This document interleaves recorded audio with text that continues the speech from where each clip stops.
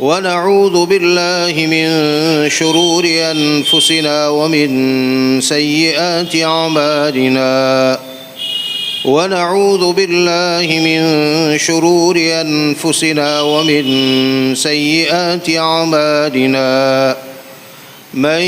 يهده الله فلا مضل له ومن يضلله فلا هادي له ونشهد أن لا إله إلا الله وحده لا شريك له ونشهد أن سيدنا ونبينا ومولانا محمدًا عبده ورسوله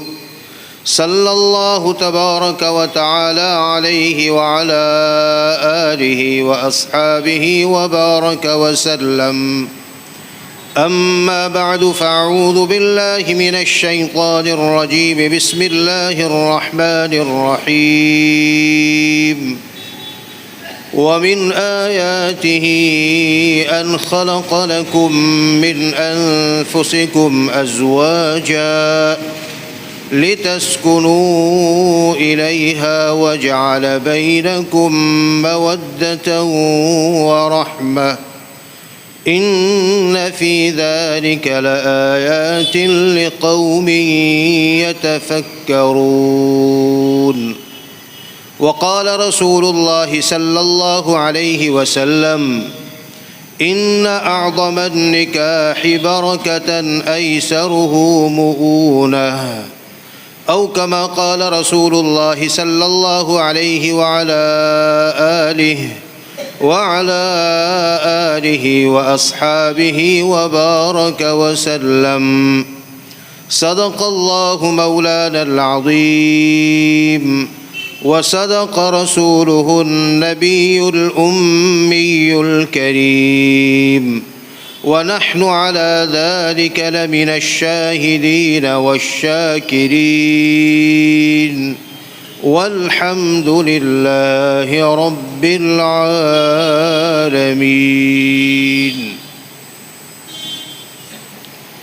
بزرگوں اور بھائیوں، نکاح کے تعلق سے آج کی یہاں کی حاضری ہوئی ہے.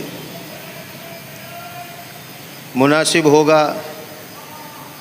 کہ کچھ باتیں نکاح کے متعلق عرض کی جائیں. نبی کریم صلی اللہ علیہ وسلم کا ارشاد گرامی ہے: اربع من سنن المرسلین. 4 چیزیں پیغمبروں کا طریقہ اور پیغمبروں کا شیوا رہا ہے. التعطر والحیاء والسواک والنکاح. حضرات انبیاء کرام علیہم الصلاۃ والسلام میں سے ہر ایک کو خوشبو نہایت پسند تھی، اور ہر نبی کا یہ طریقہ اور شیوا رہا ہے کہ وہ خوشبو کا بہت زیادہ استعمال کرتے تھے. اس لیے عطر کا استعمال کرنا، خوشبو کا استعمال کرنا، یہ انبیاء کرام علیہم الصلاۃ والسلام کی سنت ہے. ہمارے حضرت رسول پاک صلی اللہ علیہ وسلم بھی خوشبو کا استعمال بہت رغبت سے اور بہت کثرت سے کیا کرتے تھے. نبی کریم صلی اللہ علیہ وسلم کو خوشبو پسند بھی تھی، اور خوشبو کا آپ صلی اللہ علیہ وسلم بکثرت استعمال بھی کرتے تھے. تو یہ ہر نبی کا طریقہ رہا، ہر نبی کی عادت رہی کہ وہ عطر اور خوشبو کو پسند کرتے اور استعمال کرتے تھے. دوسرا خلق اور دوسری عادت جو انبیاء کرام علیہم الصلاۃ والسلام کی نبی کریم صلی اللہ علیہ وسلم نے بتلائی، وہ حیا، شرم. ہر نبی با حیا ہوتا تھا، ہر نبی شرم کا اور غیرت کا پیکر ہوا کرتا تھا. حیا ایک ایسا جوہر ہے اور آدمی میں ایک ایسی خوبی اور صفت ہے کہ جس کی وجہ سے وہ برے کاموں سے، گندے کاموں سے اپنے آپ کو بچائے رکھتا ہے. اس میں جو حیا کا جوہر ہوتا ہے اور شرم کی اس میں جو صفت اور خوبی ہوتی ہے، وہ اس کو غلط کام کرنے نہیں دیتی، اس حیا کی وجہ سے، اپنے اندر کے اس خلق کی وجہ سے اور اپنے اندر کی اس خوبی اور اس جوہر کی وجہ سے وہ برے کاموں سے الگ تھلگ رہتا ہے، برے کام وہ نہیں کرتا۔ اسی لیے نبی کریم صلی اللہ علیہ وسلم نے فرمایا اذا لم تستحی فاصنع ما شئت، جب تمہارے اندر حیا نہیں ہے، تمہارے اندر شرم نہیں ہے، تم بے غیرت بنے ہوئے ہو، بے شرم بنے ہوئے ہو، تو پھر جو چاہو کرو، جو چاہو کرو، اس لیے کہ تمہارے اندر حیا تو ہے نہیں، تمہارے اندر شرم تو ہے نہیں، بے شرم ہو تو پھر جو کرنا چاہو کرو، تم اس کے لیے آزاد ہو۔ معلوم ہوا حیا ایسی چیز ہوتی ہے اور شرم ایسی خوبی ہوتی ہے جو آدمی کو ہر چیز کرنے نہیں دیتی، جو غلط ہوتی ہے، جو گندی چیزیں ہوتی ہے، با حیا آدمی اس کو نہیں کرتا، اور شرم والا آدمی، غیرت والا آدمی اس کو نہیں کیا کرتا۔ یہ انبیاء کرام علیہم الصلاۃ کا خلق اور انبیاء کرام علیہم الصلاۃ کی عادت رہی ہے۔ دو چیزیں۔ تیسری چیز السواک، حضرات انبیاء کرام علیہم الصلاۃ کا جو تیسرا خلق تھا اور تیسری جو ان کی عادت ہوا کرتی تھی وہ مسواک کرنے کی تھی۔ ہر نبی مسواک کو پسند کرتا تھا اور مسواک کا ہر نبی بہت اہتمام کرتا تھا۔ یہ ان کی بہت پسندیدہ عادت ہوا کرتی تھی انبیاء کرام علیہم الصلاۃ کی۔ چنانچہ ہمارے حضرت رسول پاک صلی اللہ علیہ وسلم بھی مسواک کا بڑا اہتمام کرتے تھے۔ آپ صلی اللہ علیہ وسلم کی جو محبوب سنتیں ہیں اور نبی کریم صلی اللہ علیہ وسلم کی اپنی جو پسندیدہ عادتیں ہیں اس میں سے ایک مسواک تھا۔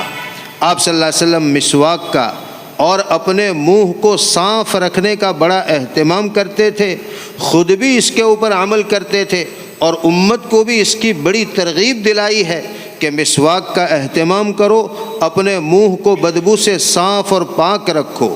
نبی کریم صلی اللہ علیہ وسلم مسواک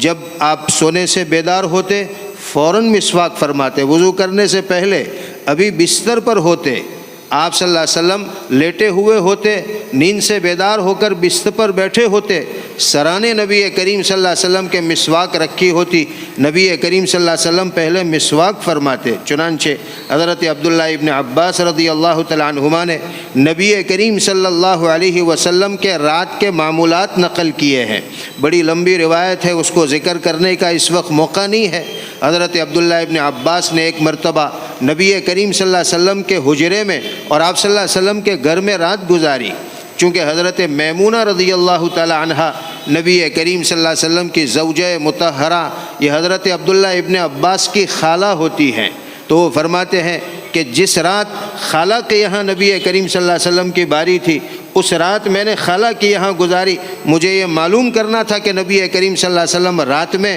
کیا کرتے ہیں۔ دن میں تو ہم جانتے تھے کہ آپ صلی اللہ علیہ وسلم کے معمولات کیا ہے، مگر رات میں گھر میں نبی کریم صلی اللہ علیہ وسلم کی عبادتیں ہوتی تھی، تو مجھے معلوم کرنا تھا کہ آپ صلی اللہ علیہ وسلم کیا عبادتیں کرتے ہیں۔ پھر وہ پوری تفصیل بیان کرتے ہیں، آپ صلی اللہ علیہ وسلم کے سونے سے لے کر عشاء کی نماز پڑھ کر کے آپ صلی اللہ علیہ وسلم حجرہ مبارکہ میں تشریف لائے، اور پھر اس کے بعد آپ صلی اللہ علیہ وسلم نے کیا کیا کیا، کب بیدار ہوئے، بیدار ہونے کے بعد کیا کیا، کتنی رکعتیں پڑھی، کیسی پڑھی، اور فجر کی نماز کے لیے آپ صلی اللہ علیہ وسلم مسجد تشریف لے گئے، وہاں تک کے سارے معمولات انہوں نے اپنی روایت کے اندر بیان کیے ہیں۔ اس روایت میں حضرت عبداللہ ابن عباس فرماتے ہیں کہ رات کا کچھ حصہ گزرنے کے بعد نبی کریم صلی اللہ علیہ وسلم بیدار ہوئے، آپ جو ہے لیٹے ہوئے تھے، بیٹھے بستر کے اوپر، فوراً سرانے مسواک رکھی ہوئی تھی، نبی کریم صلی اللہ علیہ وسلم نے اس مسواک سے اپنے منہ کو صاف کیا، اور اس کے بعد سورہ آل عمران کی آخری آیتیں نبی کریم صلی اللہ علیہ وسلم نے تلاوت کی،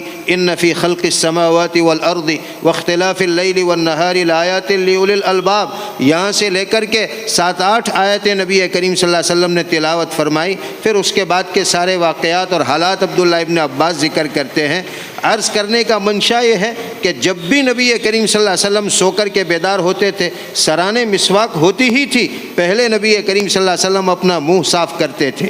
آپ صلی اللہ علیہ وسلم کسی سے لمبی گفتگو فرماتے، اور لمبی گفتگو کے بعد جب وہ گفتگو پوری ہوتی تو تو چونکہ بولنے سے زیادہ دیر تک بولنے سے، زیادہ دیر تک کسی کے ساتھ بات چیت کرنے سے منہ میں چکناہٹ سی پیدا ہو جاتی ہے۔ نبی کریم صلی اللہ علیہ وسلم لمبی گفتگو کرنے کے بعد بھی فارغ ہوتے تو مسواک سے اپنا منہ نبی کریم صلی اللہ علیہ وسلم صاف کرتے تھے۔ وضو کرتے تو وضو میں مسواک کا اہتمام کرتے تھے۔ نماز کے لیے کھڑے ہوتے اور نماز شروع کرنے والے ہوتے، نبی کریم صلی اللہ علیہ وسلم نماز شروع وضو میں تو کی ہی ہوتی تھی، نماز شروع کرنے سے پہلے بھی نبی کریم صلی اللہ علیہ وسلم مسواک فرماتے تھے۔ اتنا اہتمام تھا نبی کریم صلی اللہ علیہ وسلم کو مسواک کرنے کا،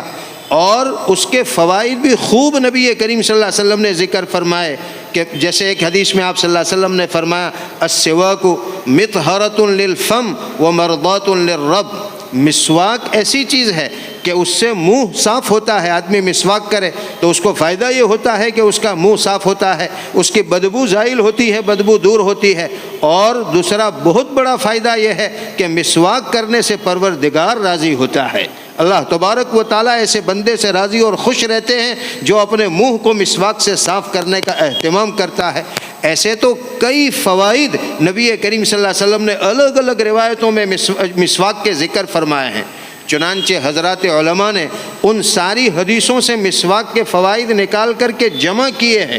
علامہ شامی رحمۃ اللہ علیہ نے اپنی مشہور کتاب در مختار جو شامی کے نام سے مشہور ہے، اس میں ان فوائد کو احادیث سے نکال کر کے جمع کیا ہے، تو 70 فوائد انہوں نے گنوائے ہیں جو احادیث میں نبی کریم صلی اللہ علیہ وسلم نے ذکر کیے، یعنی مسواک کرنے کے 70 فائدے جو آپ صلی اللہ علیہ وسلم نے ہمیں بتلائے۔ اور اس میں ایک بڑا فائدہ، ان 70 فائدوں میں ایک بڑا فائدہ یہ جو حدیث پاک میں آیا، علامہ شامی نے نقل کیا کہ جو آدمی اپنی زندگی میں مسواک کا اہتمام کرتا ہے، مرتے وقت اللہ تعالیٰ اس کا خاتمہ ایمان پر فرماتے ہیں، اس کو کلمہ نصیب ہوتا ہے۔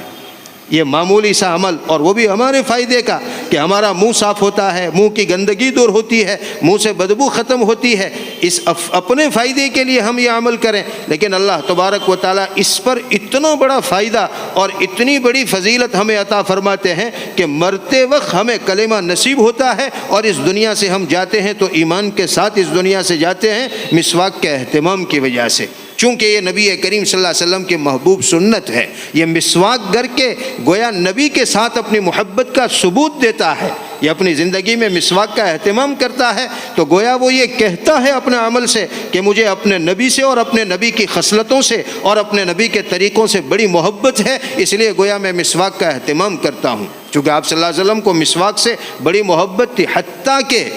آپ اس دنیا سے تشریف لے گئے، نبی کریم صلی اللہ علیہ وسلم کی وفات ہوئی تو نبی کریم صلی اللہ علیہ وسلم کا اس دنیا کا آخری عمل جو ہے وہ مسواک کرنا ہے۔ آپ صلی اللہ علیہ وسلم کا آخری عمل اس دنیا کا مسواک کرنا ہے۔ حضرت عائشہ رضی اللہ تعالیٰ عنہ ارشاد فرماتی ہے، اور بخاری شریف کی صحیح روایت ہے، اور امام بخاری نے متعدد جگہ اس روایت کو نقل کیا ہے کہ حضرت عائشہ رضی اللہ تعالیٰ عنہ فرماتی ہیں نبی کریم صلی اللہ علیہ وسلم کے اوپر سکرات طاری ہے،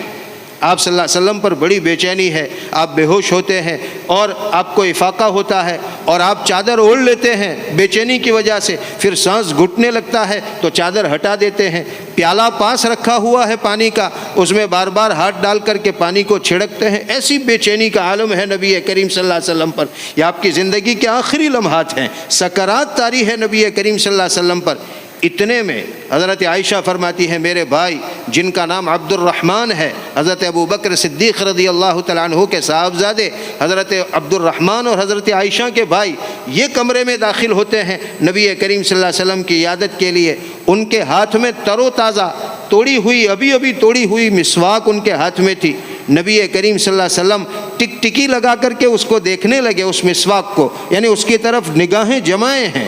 حضرت عائشہ فرماتی ہے میں سمجھ گئی کہ نبی کریم صلی اللہ علیہ وسلم کو مسواک چاہیے۔ میں نے نبی کریم صلی اللہ علیہ وسلم سے پوچھا آپ کو مسواک کی ضرورت ہے؟ آپ صلی اللہ علیہ وسلم کی آواز بہت نحیف تھی، بہت کمزور آواز نکل نہیں رہی تھی، آخری لمحات ہے۔ آپ نے سر ہلایا کہ ہاں۔ حضرت عائشہ فرماتی ہے میں نے اپنے بھائی کے پاس سے وہ مسواک لیا، اپنے دانت میں اس کو چبایا، ملائم کیا، نرم کیا، اور اس کے بعد نبی کریم صلی اللہ علیہ وسلم کے منہ میں وہ مسواک دی اور آپ نے مسواک فرمایا، اور پھر اس کو منہ سے باہر نکالا، اور آپ صلی اللہ علیہ وسلم نے ہاتھ یوں آسمان کی طرف اٹھایا اللہم الرفیق الاعلیٰ کہا، کمزور آواز تھی۔ حضرت عائشہ فرماتی ہے میں نے کان لگا کر کے سنا اللہم الرفیق الاعلیٰ، ہاتھ کا اشارہ آسمان کی طرف کیا اور یوں کہا کہ اللہ میں تو اوپر والے دوستوں سے ملنا چاہتا ہوں۔ اور اس کے بعد آپ صلی اللہ علیہ وسلم کا ہاتھ گر گیا، آپ صلی اللہ علیہ وسلم کی روح پرواز کر گئی۔ یہ نبی کریم صلی اللہ علیہ وسلم کا آخری عمل مسواک کیا، اور اس کے چند لمحوں کے بعد نبی کریم صلی اللہ علیہ وسلم کی وفات ہو گئی۔ حضرت عائشہ فخر کے طور پر ارشاد بھی فرمایا کرتی تھی کہ آپ صلی اللہ علیہ وسلم کی بیویوں میں بعض باتیں مجھے حاصل ہیں جو دوسری بیویوں کو حاصل نہیں ہے۔ بہت ساری وہ اپنی خصوصیتیں گنواتی تھی، اس میں سے ایک خصوصیت یہ بھی گنواتی تھی کہ آخری چیز جو نبی کریم صلی اللہ علیہ وسلم کے منہ میں اس دنیا کے اندر گئی وہ میرا لعاب تھا۔ چونکہ مسواک انہوں نے چبا کر کے نبی کریم صلی اللہ علیہ وسلم کے منہ میں دیا تو ان کا لعاب مسواک کے ساتھ گیا۔ اس کے بعد نبی کریم صلی اللہ علیہ وسلم کی وفات ہو گئی تو حضرت عائشہ فرماتی ہے آخری چیز جو اس دنیا کی نبی کریم صلی اللہ علیہ وسلم کے منہ مبارک میں گئی وہ میری لعاب اور میری رال تھی۔ خیر، اتنا نبی کریم صلی اللہ علیہ وسلم کو مسواک کا اہتمام تھا، اور نبی کریم صلی اللہ علیہ وسلم کو مسواک سے اتنی محبت تھی کہ اس دنیا سے آپ صلی اللہ علیہ وسلم مسواک کرتے کرتے رخصت ہوئے، اور آخری کام جو نبی کریم صلی اللہ علیہ وسلم نے اس دنیا میں کیا وہ مسواک کا کیا۔ اس سے ہم اندازہ لگا سکتے ہیں کہ مسواک کتنی محبوب خصلت تھی نبی کریم صلی اللہ علیہ وسلم کی، اور کتنا پسندیدہ عمل تھا۔ آج یہ سنت اور نبی کریم صلی اللہ علیہ وسلم کی یہ پیاری اور پسندیدہ سنت جس کو آپ صلی اللہ علیہ وسلم اتنی عزیز رکھتے تھے، اس سنت کو، وہ ہمارے درمیان سے کس قدر چھٹی ہوئی ہے۔ چند لوگ ہوتے ہیں جو مسواک کا اپنی زندگی میں اہتمام کرتے ہیں، باقی تقریباً یہ سنت ہمارے درمیان سے چھٹی ہوئی ہے۔ ہمیں اس سنت کا اہتمام کرنا چاہیے۔ آدمی اپنا منہ صاف کرنے کے لیے دن میں ایک آدھ مرتبہ ٹوتھ برش کرے اور اس سے اپنے دانتوں کو صاف کرے، الگ بات ہے، لیکن اس کی وجہ سے مسواک کو نہیں چھوڑ دینا چاہیے۔ یہ مسواک ہمارے نبی کریم صلی اللہ علیہ وسلم کی محبوب اور پسندیدہ سنت ہے، ہمیں اسے جی جان سے اپنانا چاہیے اور ہمیں اس سنت سے محبت ہونی چاہیے۔ اللہ تبارک و تعالی ہم سب کو اس کی توفیق سے نوازے۔ تو یہ تین چیزیں، حیا، عطر، خوشبو اور مسواک، یہ تمام انبیاء کرام علیہم السلام کی سنت رہی۔ اور چوتھی چیز نبی کریم صلی اللہ علیہ وسلم نے ہمیں بتلائی انبیاء کی سنت، وہ نکاح کرنا ہے، شادی رچانا ہے، شادی کرنا ہے۔ یہ ہر نبی کا طریقہ رہا، ہر نبی نے شادی کی، ہر نبی کے تقریباً اولاد ہوئی۔ توالد اور تناسل کا سلسلہ انبیاء کے ذریعے سے بھی جو ہے اس امت کے اندر چلا، نبیوں کی بھی اولادیں ہوئیں اور نبیوں نے بھی شادی کی اور نکاح کیے۔ خالی ایک نبی کے بارے میں آتا ہے، قرآن کریم میں ہے، حضرت یحییٰ علیہ السلام، انہوں نے نکاح نہیں کیا، وہ بغیر نکاح کے تھے۔ باقی کوئی نبی ایسے نہیں تھے کہ جنہوں نے نکاح اور شادیاں نہ کی ہو اور جن کے اولاد نہ ہوئی ہو۔ حضرت آدم علیہ نبینا علیہ السلام اس دنیا کے پہلے انسان، ساری انسانیت کے باپ، اللہ تبارک و تعالیٰ نے ان کے ذریعے سے ہی ازدواج کا اور شادی کا نظام دنیا کے اندر رائج فرمایا۔ حضرت آدم کو اللہ تبارک و تعالیٰ نے پیدا کیا، اور اس کے بعد حضرت حوا علیہ السلام کو معلوم ہوتا ہے روایتوں سے کہ ان کی بائیں پسلی سے اللہ تبارک و تعالیٰ نے حضرت حوا علیہ السلام کو پیدا کیا، اور پھر دونوں کے درمیان اللہ تبارک و تعالیٰ نے جو ہے شادی کروائی، دونوں کی شادی ہوئی، اور دونوں کے ذریعے سے پھر جو ہے توالد کا اور تناسل کا سلسلہ جاری ہوا، ان کو اولاد ہوئی۔ قرآن کریم میں اللہ تبارک و تعالیٰ نے فرمایا یا ایھا الناس اتقوا ربکم الذی خلقکم من نفس واحدہ۔ خطبہ نکاح میں یہ آیت ضرور پڑھی جاتی ہے، اور نبی کریم صلی اللہ علیہ وسلم بھی خطبہ نکاح میں اس آیت کو تلاوت کرتے تھے۔ سورہ نساء کی پہلی آیت ہے، اس میں اللہ تبارک و تعالیٰ نے حضرت آدم اور حضرت حوا کے ذریعے سے دنیا کو بسانے کا اور دنیا کو آباد کرنے کا ذکر کیا ہے کہ لوگوں اپنے اس پروردگار سے ڈرو جس نے تمہیں ایک جان سے پیدا کیا۔ ایک جان یعنی حضرت آدم علیہ نبینا علیہ السلام۔ حضرت آدم سے اللہ تبارک و تعالیٰ نے ہمیں پیدا کیا۔ حضرت آدم اللہ تبارک و تعالیٰ نے ان کو پیدا کیا بغیر مرد کے دخل کے، بغیر عورت کے دخل کے۔ ویسے دنیا میں اللہ تبارک و تعالیٰ نے پیدائش کا جو نظام بنایا ہے، توالد اور تناسل کا، نسلیں بڑھنے کا اور اولاد کے دنیا میں آنے کا جو نظام اللہ تبارک و تعالیٰ نے بنایا ہے، اس کا ذریعہ اللہ تبارک و تعالیٰ نے مرد و عورت کو بنایا۔ کسی انسان کے پیدا ہونے میں مرد کا بھی دخل ہے اور عورت کا بھی دخل ہے، مرد و عورت کا تعلق قائم ہوتا ہے اور اس کے نتیجے میں اللہ تبارک و تعالیٰ اولاد کو پیدا فرماتے ہیں۔ تو ماں اور باپ دونوں کا دخل ہے انسان کے پیدا ہونے میں، لیکن اللہ تبارک و تعالیٰ نے اپنی قدرت کا نمونہ بتلانے کے لیے اللہ تبارک و تعالیٰ نے ایسا بھی انسان اس دنیا میں پیدا فرمایا جس کے پیدا ہونے میں نہ مرد کا دخل نہ عورت کا دخل۔ حضرت آدم علیہ نبینا علیہ الصلاۃ والسلام بغیر مرد و عورت کے پیدا ہوئے۔ اللہ تبارک و تعالیٰ نے گارے مٹی سے ان کا پتلا بنایا اور پھر خود اللہ تبارک و تعالیٰ نے ان کے اندر جان پھونکی، اور اس طرح اللہ تبارک و تعالیٰ نے حضرت آدم کو پیدا فرمایا۔ نہ مرد کا دخل ان کے پیدا کرنے میں، نہ باپ کا دخل۔ اللہ نے بتلایا کہ میں محتاج نہیں ہوں مرد و عورت کا کسی انسان کو پیدا کرنے میں، بلا اسباب کے بھی میں انسان کو پیدا کر سکتا ہوں، میں تخلیق کر سکتا ہوں، مجھے اسباب کی ضرورت نہیں ہے۔ پھر حضرت آدم کو پیدا کیا اور ان کی بائیں پسلی سے اللہ تبارک و تعالیٰ نے حضرت حوا علیہ الصلاۃ والسلام کو پیدا کیا۔ گویا اللہ تبارک و تعالیٰ نے بتلایا، یہ ایسا نمونہ ہے حضرت حوا کی تخلیق اور حضرت حوا کی پیدائش کہ اس میں مرد کا تو کسی درجے میں دخل ہے کہ حضرت آدم کی پسلی سے وہ پیدا ہوئی تو چلو مرد کا دخل ہوا، لیکن کسی عورت کا دخل حضرت حوا کی پیدائش کے اندر نہیں ہے۔ خالی مرد کے دخل سے، عورت کے کردار کے بغیر، عورت کے دخل کے بغیر اللہ تبارک و تعالیٰ نے حضرت حوا علیہ الصلاۃ والسلام کو پیدا کیا۔ یہ دوسرا نمونہ اللہ تبارک و تعالیٰ کی قدرت کا، حضرت آدم کو پیدا کر کے بتلایا کہ مرد اور عورت کے بغیر میں انسانوں کی پیدائش کر سکتا ہوں۔ حضرت حوا کو پیدا کر کے بتایا کہ کسی عورت کے دخل کے بغیر بھی میں مرد کو پیدا کر سکتا ہوں۔ تمہاری سمجھ میں آئے یا نہ آئے، مگر اللہ تبارک و تعالیٰ اس پر قادر ہے کہ خالی مرد کے ذریعے سے عورت کو پیدا کر سکتا ہوں، عورت کو پیدا کرنے کے لیے عورت کی ضرورت نہیں ہے۔ اور تیسرا نمونہ اللہ تبارک و تعالیٰ نے اس دنیا والوں کے سامنے یہ پیش کیا کہ اللہ تبارک و تعالیٰ مرد کے دخل کے بغیر فقط عورت کے بطن سے اللہ تبارک و تعالیٰ انسان کو پیدا کر سکتے ہیں۔ حضرت عیسیٰ علیہ الصلاۃ والسلام کو اللہ تعالیٰ نے پیدا کیا۔ حضرت مریم علیہ الصلاۃ والسلام کسی سے ان کی شادی نہیں ہوئی تھی، کسی مرد سے ان کے کسی طرح کے تعلقات نہیں تھے۔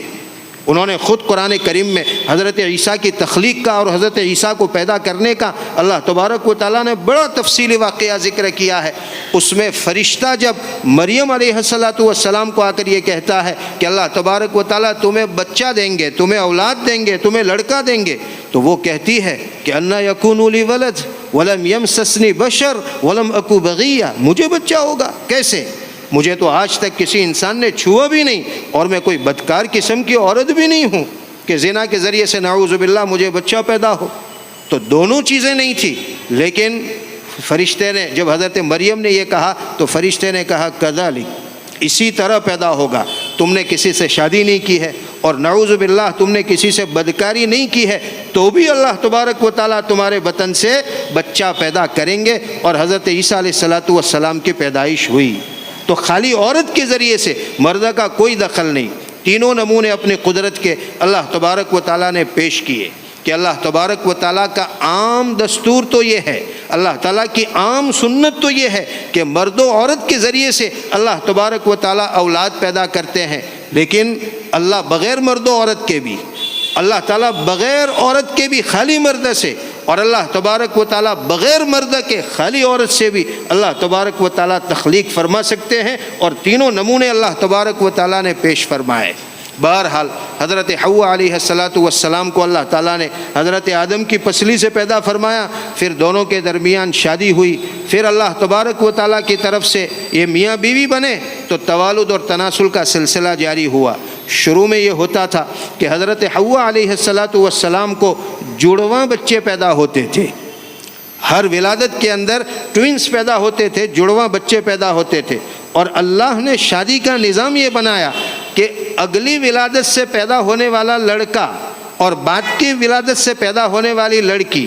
اور اسی طرح اگلی ولادت سے پیدا ہونے والی لڑکی اور بعد کی ولادت سے پیدا ہونے والا لڑکا، دونوں کے درمیان شادی کرائی جاتی تھی۔ یہ اللہ کی طرف سے ازدواج کا نظام تھا۔ اسی طرح جو ہے اللہ تبارک و تعالیٰ نے ازدواج کا، شادی کا نظام دنیا میں چلایا، پھر ان کے ذریعے سے اولاد کا سلسلہ چلا، اور اس طرح پوری دنیا جو ہے بس گئی۔ وَخَلَقَ مِنْهَا زَوْجَهَا، اللہ تعالیٰ فرماتے ہیں پہلے حضرت آدم کو بنایا، ان سے ان کی بیوی کو پیدا کیا، وَبَثَّ مِنْهُمَا رِجَالًا كَثِيرًا وَنِسَاءً، اور ان دونوں کے ذریعے سے بہت سارے مردوں کو اور عورتوں کو اللہ تعالیٰ نے دنیا میں بکھیر دیا، اور اس طریقے سے اللہ تبارک و تعالیٰ نے دنیا کو آباد کر دیا۔ یہ ہے ازدواج کا نظام جو اللہ تبارک و تعالیٰ نے اس دنیا کے اندر جاری فرمایا۔ تو شادی کا نظام روز اول سے، نکاح کا نظام اس دنیا کے پہلے دن سے اللہ تبارک و تعالیٰ نے جاری فرمایا۔ حضرت آدم کو پیدا کیا، ان سے حضرت حوا کو پیدا کیا، اور دونوں کو اللہ تبارک و تعالیٰ نے میاں بیوی بنایا، اور یہ اولاد کا اور نسل کا سلسلہ اللہ تعالیٰ نے دنیا میں جاری فرمایا۔ تو یہ نکاح اور شادی کا نظام جو ہے وہ روز اول سے اللہ تبارک و تعالیٰ نے جاری فرمایا ہے۔ اس لیے یہ اللہ تبارک و تعالیٰ کا بنایا ہوا نظام ہے، یہ انسانوں کا بنایا ہوا نظام نہیں ہے شادی یا نکاح، یہ اللہ تبارک و تعالیٰ کا بنایا ہوا نظام ہے۔ ہمارے باپ حضرت آدم علیہ السلام سے اللہ تعالیٰ نے یہ سلسلہ جاری فرمایا، اور سارے نبیوں نے اس سلسلے کو آگے بڑھایا، اس سلسلے کو قائم کیا۔ اخیر میں ہمارے حضرت رسول پاک صلی اللہ علیہ وسلم اس دنیا میں تشریف لائے، اور آپ نے بھی اس سلسلے کو، اس مبارک سلسلے کو باقی رکھا، اور متعدد نکاح نبی کریم صلی اللہ علیہ وسلم نے فرمائے۔ آپ صلی اللہ علیہ وسلم نے 11 نکاح کیے، اور بیک وقت نبی کریم صلی اللہ علیہ وسلم کے نکاح میں 9 بیویاں تھیں۔ کل 11 شادیاں نبی کریم صلی اللہ علیہ وسلم نے کی، اور بیک وقت ایسا ہوا کہ ایک وقت میں 9 بیویاں نبی کریم صلی اللہ علیہ وسلم کے نکاح میں تھی۔ حضرت خدیجہ رضی اللہ تعالیٰ عنہا سے نبی کریم صلی اللہ علیہ وسلم کا پہلا نکاح ہے۔ نبی کریم صلی اللہ علیہ وسلم کی پہلی شادی حضرت خدیجہ سے ہوئی ہے، اور وہ نبوت سے پہلے ہوئی ہے۔ نبی کریم صلی اللہ علیہ وسلم کی عمر مبارک 25 سال کی تھی جب آپ صلی اللہ علیہ وسلم کا حضرت خدیجہ سے نکاح ہوا، اور اس وقت حضرت خدیجہ کی عمر 40 سال کی تھی۔ نبی کریم صلی اللہ علیہ وسلم نے حضرت خدیجہ سے جو شادی کی، آپ 25 سال کے ہیں، یعنی بالکل ابھرتے نوجوان نبی کریم صلی اللہ علیہ وسلم عنفوان شباب میں تھے، اور شادی کر رہے ہیں نبی کریم صلی اللہ علیہ وسلم حضرت خدیجہ سے، جن کی عمر 40 سال، ایک اڈیر عمر کی عورت ہے، اور نبی کریم صلی اللہ علیہ وسلم کی یہ پہلی شادی تھی۔ آپ صلی اللہ علیہ وسلم نے اس سے پہلے کوئی شادی نہیں کی تھی، اور حضرت خدیجہ کی اس سے پہلے 2 شادیاں ہو چکی تھی، 2 مرتبہ حضرت خدیجہ رضی اللہ تعالیٰ عنہ بیوہ ہو چکی تھی، اور دونوں شوہروں سے، آپ کے جو اگلے 2 شوہر تھے، دونوں شوہروں سے حضرت خدیجہ رضی اللہ تعالیٰ عنہ کے اولاد تھی، اور نبی کریم صلی اللہ علیہ وسلم نے ان سے نکاح کیا۔ جو لوگ، وقت کم ہے، جو لوگ تعدد ازواج کا نبی کریم صلی اللہ علیہ وسلم پر اعتراض کرتے ہیں، اور آپ صلی اللہ علیہ وسلم کے اوپر کیچڑ اچھالتے ہیں بہو پتنیتو کو لے کر کے، اور متعدد شادیوں کو لے کر کے کہ نعوذ باللہ یہ شخص ہوس خور تھا یا شہوت رانی کرتا تھا، نعوذ باللہ من ذالک، ان کے لیے یہ منہ توڑ جواب ہے کہ جب جوانی کا زمانہ ہے نبی کریم صلی اللہ علیہ وسلم کا، آپ بالکل ابھرتے ہوئے نوجوان 25 سال کے، اور مکہ کے بلکہ پورے عرب کے حسین و جمیل شخص، آپ جیسا کوئی خوبصورت نہیں تھا، اور مکہ کا ہر گھرانہ یہ چاہتا تھا کہ ہمارے گھر کی لڑکی اس شخص کے نکاح میں آئے،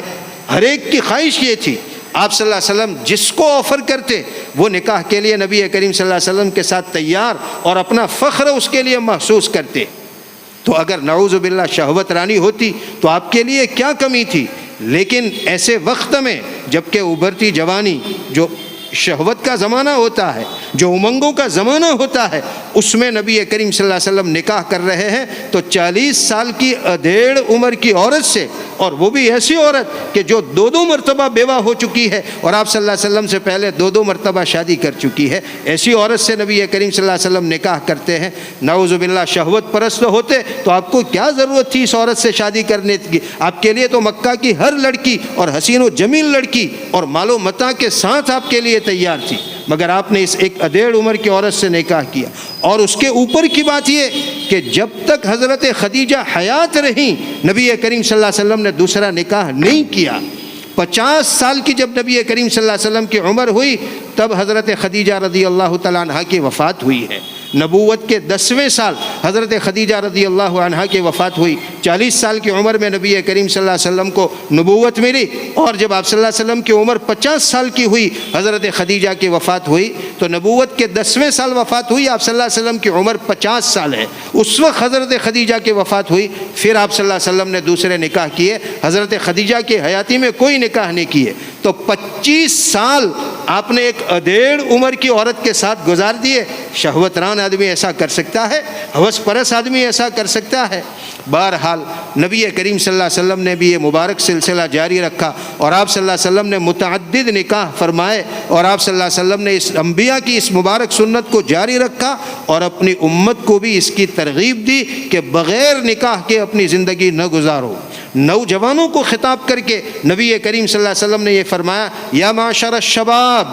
آپ صلی اللہ علیہ وسلم کا جوانوں کو خطاب ہے، جوانوں کو للکار کر نبی کریم صلی اللہ علیہ وسلم فرماتے ہیں، او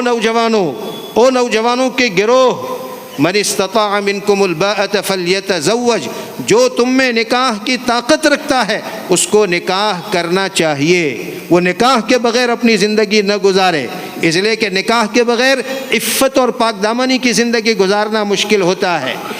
یہ نکاح کے بغیر اپنی شرم گاہ کی حفاظت مشکل ہوتی ہے، نکاح کے بغیر ایک پاک دامن صاف ستھری زندگی آدمی نہیں گزار سکتا ہے، نکاح بہت سارے گناہوں کی حفاظت کا ذریعہ ہے، نکاح کی وجہ سے آدمی بہت سارے گناہوں سے محفوظ رہتا ہے، اور نکاح نہ کر کے آدمی جو گمراہ ہو جاتا ہے وہ عام طور پر جوانی کے زمانے میں، چونکہ جوانی کا زمانہ شہوت کا زمانہ ہوتا ہے، جذبات کا زمانہ ہوتا ہے، آدمی بھٹک جاتا ہے، اس لیے نبی کریم صلی اللہ علیہ وسلم نے نوجوانوں کو خاص تاکید فرمائی کہ نوجوانوں نکاح کرو، نکاح کے بغیر اپنی زندگی نہ گزارو، شادی کے بغیر کی اپنی زندگی نہ گزارو، شادی کے ساتھ اپنی زندگی گزارو، اور اگر تم شادی کرنے کی طاقت نہیں رکھتے، تمہاری اتنی مالی حیثیت نہیں ہے کہ تم اپنی ہونے والی بیوی کا نان نفقہ، اس کا بوجھ برداشت کرو، اتنے کنگال ہو اور اتنے مجبور آدمی ہو کہ تم نکاح اور شادی نہیں کر سکتے، تو پھر روزے رکھا کرو، کہ روزے کی وجہ سے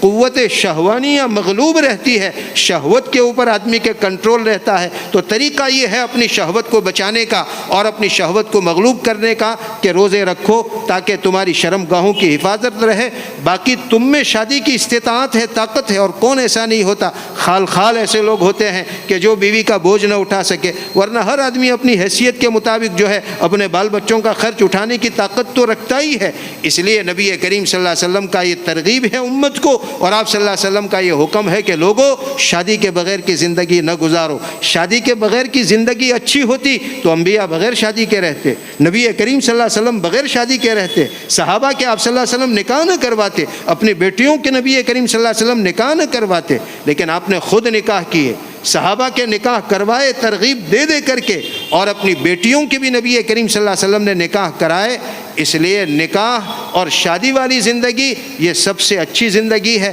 اس سے عفت اور پاک دامنی رہتی ہے، اور دوسرا بہت بڑا مقصد شادی کا یہ ہے کہ نبی کریم صلی اللہ علیہ وسلم کی امت میں اضافہ ہوتا ہے، یہ مطلوب چیز ہے۔ آپ صلی اللہ علیہ وسلم نے اس کی ترغیب دی ہے کہ میری امت میں کثرت ہونی چاہیے، میری امت میں بڑھوتری ہونی چاہیے، روز قیامت میں اپنی امت کی کثرت کے اوپر فخر کروں گا کہ دیکھیے سارے نبیوں کے مقابلے میں میری امت کی تعداد اتنی ہے۔ اسی لیے نبی کریم صلی اللہ علیہ وسلم نے ایک حدیث میں فرمایا، تزوج الودود الولود، آپ صلی اللہ علیہ وسلم نے فرمایا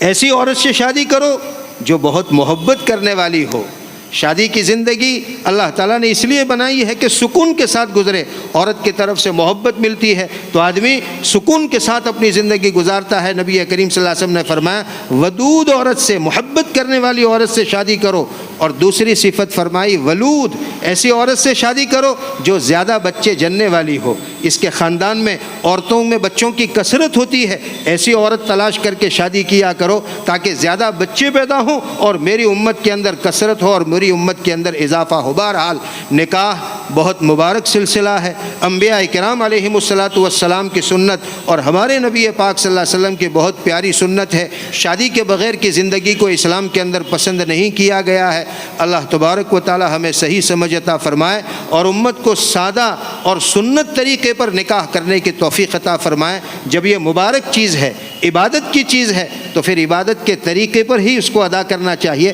جیسے نماز عبادت ہے تو نماز کا طریقہ ہم کو نبی کریم صلی اللہ علیہ وسلم نے بتلایا, اسی طریقے پر ہمیں پڑھنا ہے. تو نکاح بھی عبادت ہے, مبارک طریقہ ہے, اس کا بھی طریقہ ہمیں نبی کریم صلی اللہ علیہ وسلم نے بتلایا کہ سادہ طریقے پر کرو, 2 ہی جگہ خرچ کرو, مہر میں اور ولیمے میں, اس کے سوا شادی کے اندر خرچ نہیں ہونا چاہیے. بڑا تفصیلی موضوع ہے, وقت ختم ہوا ہے. بس ہمیں نبی کریم صلی اللہ علیہ وسلم کے بتلائے ہوئے طریقے کے مطابق اپنی شادیوں کو رچانا چاہیے, تو ہی ہم اس مبارک سلسلے کے ساتھ جڑنے والے کہے جائیں گے, اور اللہ تعالی ہمارے نکاح میں خیر و برکت مقدر فرمائے گا. اگر ہم آپ صلی اللہ علیہ وسلم کا بتلایا ہوا طریقہ اختیار نہیں کریں گے تو پھر ہمارے نکاح اور شادیوں سے برکت اللہ تعالیٰ اٹھا لیں گے. پھر یہ شادیاں سکون والی زندگی دینے کے بجائے ہمیں الجھن اور پریشانی والی زندگی دیں گے, ہماری زندگی الجھنوں سے بھر جائے گی. اللہ تعالیٰ سادہ اور سنت طریقے پر ہماری پوری قوم کو نکاح کرنے کی توفیق عطا فرمائے, اور ہونے والے اس نکاح میں بھی اللہ تبارک و تعالیٰ خوب خوب خیر و برکت مقدر فرمائے.